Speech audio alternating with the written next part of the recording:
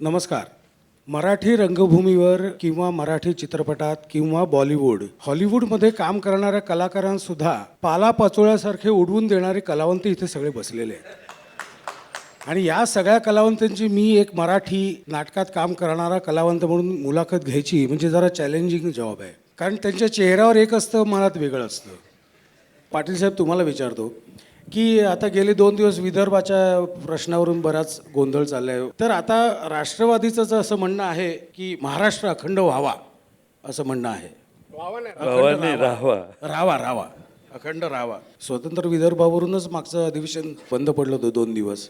साधारणपणे म्हणजे माझ्याकडे जी आकडेवारी आहे त्याप्रमाणे विधिमंडळाचं जे 1 तासाला 6 लाख रुपये खर्च होतो आणि 10 तास समजा चाललं तर 60 लाख रुपये खर्च होतो. म्हणजे 2 दिवस बंद पडलं तर 1,20,00,000 रुपये वाया जातात. तर दर अधिवेशनात एकाच मुद्द्यावर जर 2 किंवा 3 वेळा आपण बंद पडायला लागलं सभागृह, तर मग ते कितपत योग्य आहे असं एक जनतेच्या वतीने मी एक विचारू म्हणजे मिनिटाला असे पैसे मोजायचे नसतात कधी.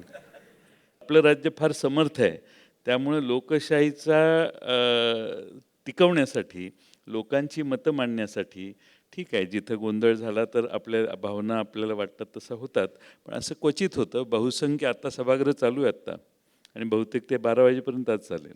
हां, म्हणजे काल 2 दिवस बंद पडलं आणि आज 12 वाजेपर्यंत चालणार असं का?